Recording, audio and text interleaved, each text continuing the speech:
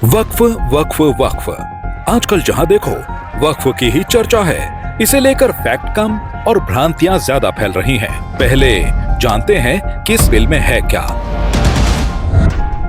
वक्फ amendment bill 2024 का उद्देश्य वक्फ act 1995 में संशोधन करना है ताकि वक्फ की प्रॉपर्टी को ठीक से रेगुलेट और मैनेज किया जा सके।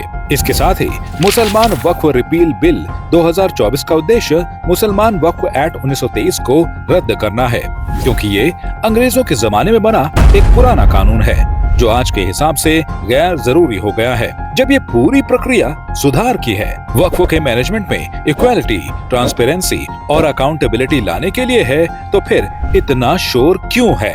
वक्फ अमेंडमेंट बिल के बारे में इतना झूठ क्यों फैलाया जा रहा है? आइए सिलसिलेवार तरीके से वक्फ अमेंडमेंट बिल के बारे में फैलाए जा रहे झूठ का पर्दाफाश करते हैं। झूठ नंबर 1, यह विधेयक मुसलमानों के अधिकारों को छीन लेगा। नहीं, ना तो यह विधेयक मुसलमानों के हितों को कम करने के लिए है और ना ये उनके अधिकारों को छीनने के लिए है। यह विधेयक वक्फ बोर्डों के साथ साथ मुतवल्लियों की जवाबदेही सुनिश्चित करने के लिए है, ताकि किसी मुस्लिम द्वारा दिए दान में पारदर्शिता बनी रहे। साथ ही यह बिल मुस्लिम महिलाओं को समानता का अधिकार भी देता है। इसी तरह वक्फ अमेंडमेंट बिल में आगा खानी और बोहरा संप्रदायों के लिए अलग अलग वक्फ बोर्ड बनाने की भी अनुमति दी गई है। झूठ नंबर 2, धर्म विरुद्ध है वक्फ बिल।